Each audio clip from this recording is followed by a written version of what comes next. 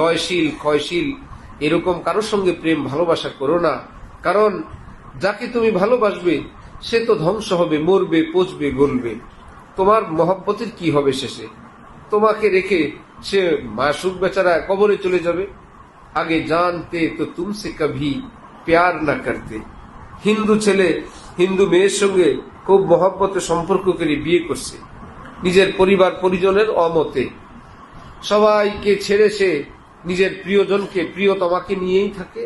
কয়েকদিন পর ওই মেয়েটার মৃত্যু হয়ে গেছে। এইদিকে পরিবার পরিজন আপনজন সব পর হইল। যাকে পাওয়ার জন্য সে এখন কবরে গেল।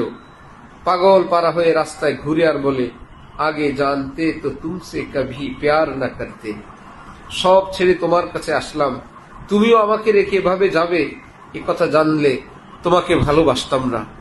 এশকে বা মুর্দা নবাসাদ পায়দার, এশকেরা বা হাইয়ু বা কাইয়ুমদার। হযরত জালালউদ্দিন রুমি বলেন, এই পৃথিবী যাই দেখো সব ধ্বংসশীল, সব লয়শীল, ক্ষয়শীল, পচনশীল, মরণশীল। যাকেই তুমি ভালোবাসবে সে মরবে আজ অথবা কাল, কিন্তু তুমি কি করবে? হযরত বলেন, মাটি যোগ মাটি সমান সমান মাটি যোগ মাটি সমান সমান মাটি যোগ মাওলা সমান সমান মাওলাওয়ালা, আল্লাহওয়ালা। মাটি যোগ মাটি সমান সমান মাটি, আর মাটি যোগ আল্লাহ সমান সমান আল্লাহওয়ালা। এরা কখনো মরেও মরে না, মরেও অমর।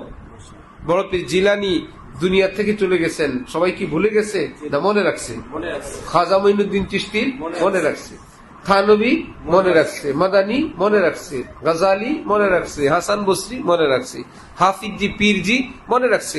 কেউ ভুলবে না, কারণ কেউ তাদেরকে নাম মিটাইতে পারবে না। ইমামে আজমের নাম কেউ মিটাইতে পারবে না। ইমামে আবু ইউসুফ, ইমাম মুহাম্মদ রাহিমাহুমুল্লাহ, যারা মিটাইতে আসবে নিজেরাই মিটবে।